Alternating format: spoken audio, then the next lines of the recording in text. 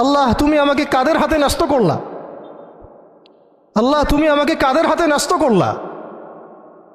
ইলা আদুইন বাঈদিন ইয়াতাহাজ্জামুনি, আমাকে ঘর থেকে এত দূরে এনে, সেই মক্কা থেকে কত দূরে, আমাকে ঘর থেকে এত দূরে নিয়ে এসে আল্লাহ তুমি তোমার শত্রুদের হাতে আমাকে ন্যস্ত করলা।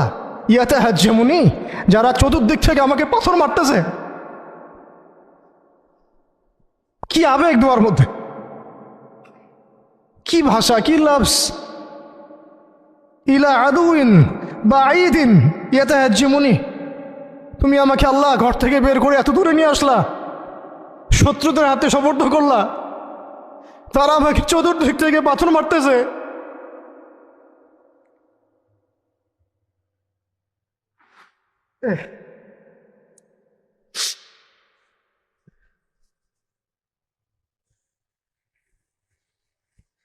আম্মি লা করিবিন মাল্লাকতাহু আমরি, পরে নবীজি বলছেন আম্মি লা করিব, নাকি আমাকে কাছের মানুষদের হাতে নিয়ে আসছো আল্লাহ।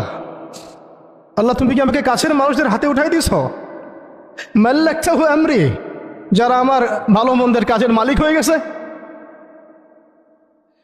এইভাবে দোয়া করতে লাগলেন নবী সাল্লাল্লাহু আলাইহি ওয়াসাল্লাম। আল কোরআনে বর্ণিত একমাত্র সাহাবীর নাম হচ্ছে যায়েদ ইবনে হারেসা রাদিয়াল্লাহু আনহু।